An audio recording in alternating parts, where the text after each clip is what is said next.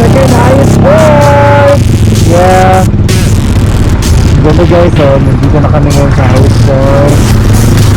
60. Shoutout sa mga tourists guys! Hi guys! Huwag ka lang pag bumagsak. Hindi bumagsak floor, bumagsak po sa kami ngayon. Hey guys! Hindi, may camera to. May camera din siya. It's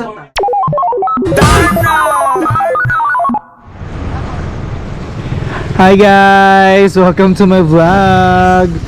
Sana kami ngayon. Saan tayo? Nasaan na tayo?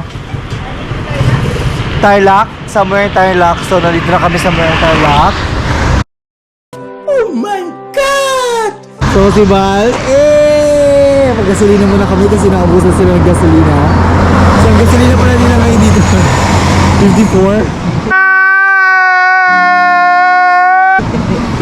54.70, medyo mahal dito na part. Okay, let's go to Sagada! So hello guys, kamusta? Kamusta ang ride? Sobrang bilis natin, no? Parang grabe naman yung mga takbo ninyo. Makabagal ka naman. Diba? Kamusta? Kamusta ang rides? Saan ba punta natin ngayon? Hindi ko alam sa inyo. Hindi na kami. Sa Pusales. Grabe ka naman. Sayang naman yung ano mo, pailaw mo ngayon sa motor mo. Kamusta yung baboy natin dyan? Okay pa yan? Abot pa ba ito diloon? Ay, tawa siya ng tawa, oh. Sa oras na yan ay umalis na kami. Hindi na kami video dahil nasara ng aming kaibigan. Napakilala na naman si Abby at pupunta na kami yan sa La Union. Bago kami umakyat papuntang Baguio, magpapahinga muna kami sa La Union kasi meron tayong tambayan doon sa Shell. So kita-kits tayo doon. Sa part na yun, nakalimutan ko na magsalita para hindi ko na alam po anong sasabihin ko dahil alam mo na excited tayo. Kaya in a while, let's go to La Union!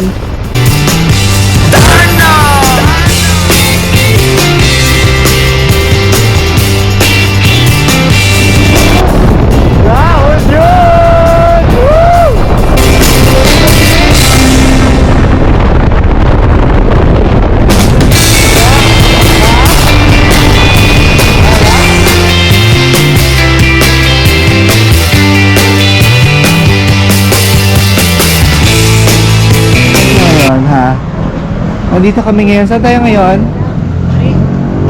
La Union. Yan. Good. Hi guys. Guys, nasaan tayo ngayon? What the fuck? Ha?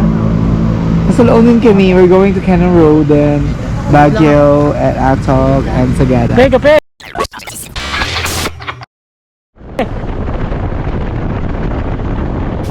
So, let's go. Tara guys, tayo ay dumiretso patungong Benguet Province. So, ayun, pagkatapos namin magkape, diretso na agad. So, sobrang excited na ako dyan. Sobrang excited na kami dahil nakita na namin ang arko ng Benguet. At ito na talaga yung katotohanan sa ating mga pag-banking dyan. Pero, ang challenging dito, sobrang dilim ng daan. Buti na lang lahat kami yung mga ilaw, may mga supporting na ilaw para makita namin yung daan dito, pero sobrang lamig at sobrang hindi namin kinakaya yung lamig dito pagpakit na galing La Union papuntang Lionhead. Pero papakita ko sa inyo ngayon kung anong update ng Lionhead kasi dati inaayos siya, kinukulay at meron siyang mga bakal sa bawat paligid niya, pero ngayon tingnan natin kung meron pa ba.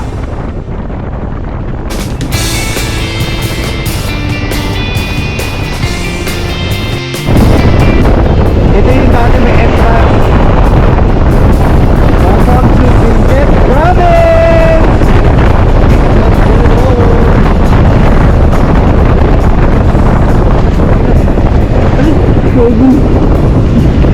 Gagi! Wala kang Bulacan, Jeris.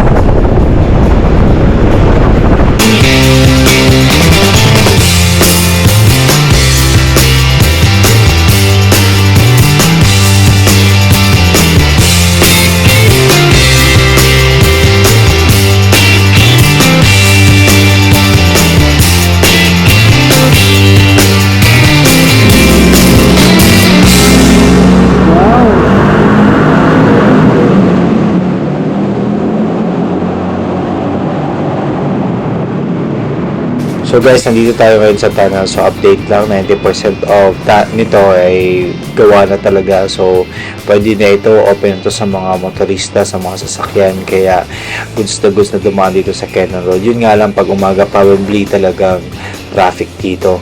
Tsaka meron pa mga lupa sa gilid. So ayun, mas maganda ito pag okay at gawa na ito. So let's go!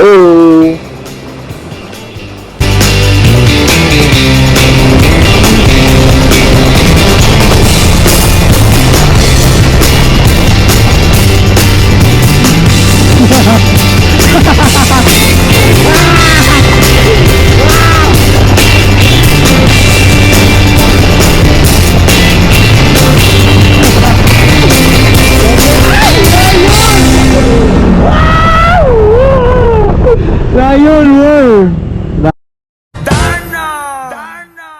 Lion ka?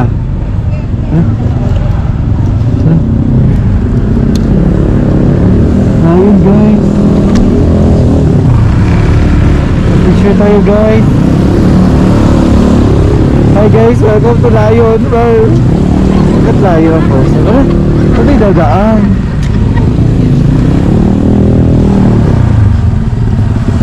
Saan yung daan? Doon?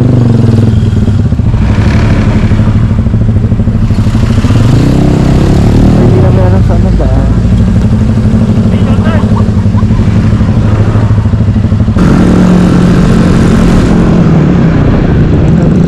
Hey!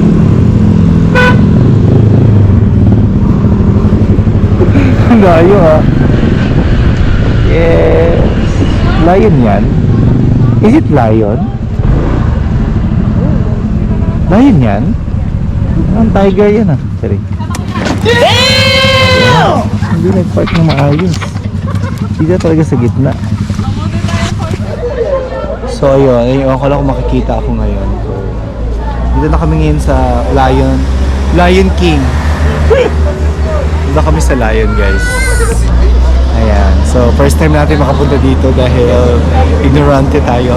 Ayan. Let's go na! Let's go na pala. Let's go!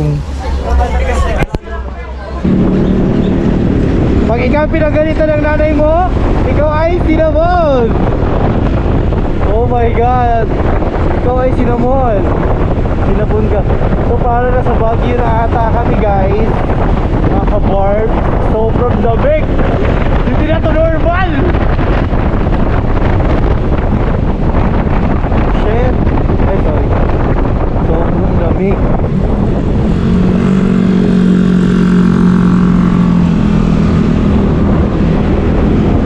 Grabe!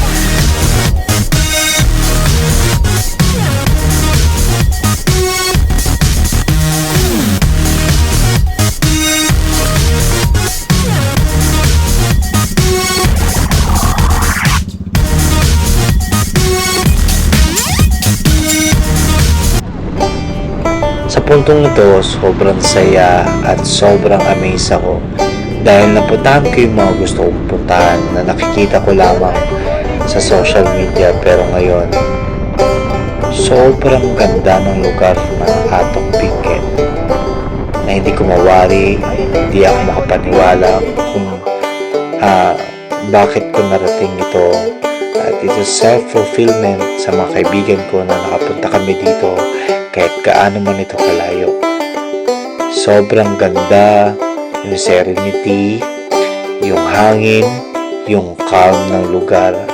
Talagang sobrang ma-amaze ka. Naway mapuntahan din ninyo ito dahil sobrang solid na experience na to. Lalong-lalo na dito sa pangarap kong mapuntahan na to ay ang the highest point dito sa sa Atok Benguet. And welcome to the highest point.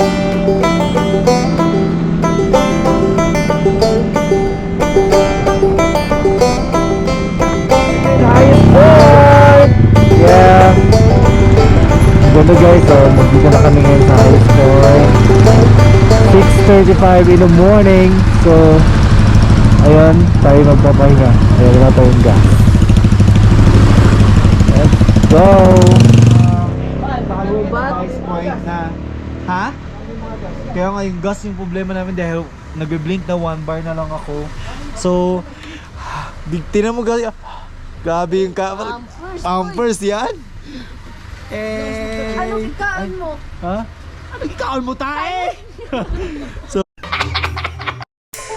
Ang Halsima High Road Point sa Atok Benguet ay tinuturing na ang pinakamataas na punto sa Pilipinas highway system sa loob ng maraming dekada hanggang 2019.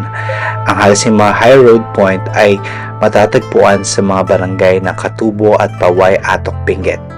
Ang Halsima Highway ay pinangalanan sa isang Amerikanong inhenyero, si Eusebio Julius Halsima, na nagsilbi bilang alkalde ng Baguio mula noong 1920 hanggang 1937.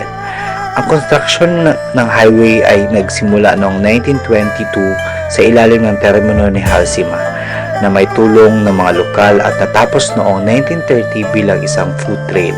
Ang elevation ng Halsima High Road Point ay may taas na 2,255 meter or 7,398 feet sa ibabaw ng dagat. Ang pinakamataas na bundok sa Pilipinas ay ang Mount Apo na may taas na 2,954 meter or 9,692 feet.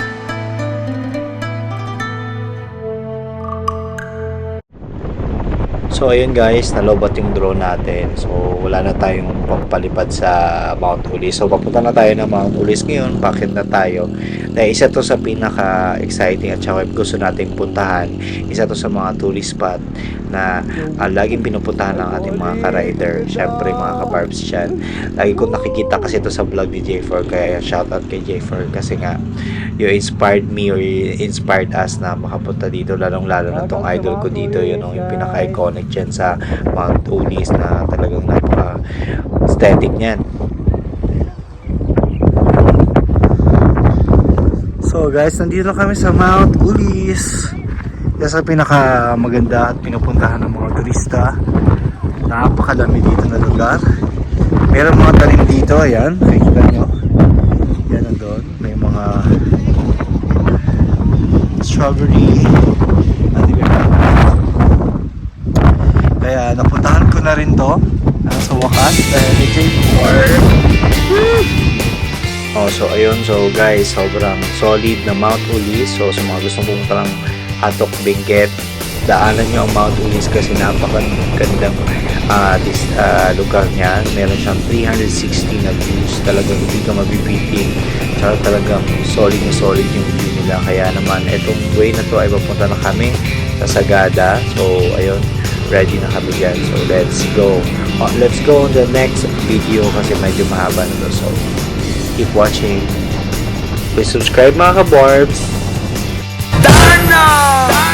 We're sorry, the number you have dialed is not in service at this time. Darno!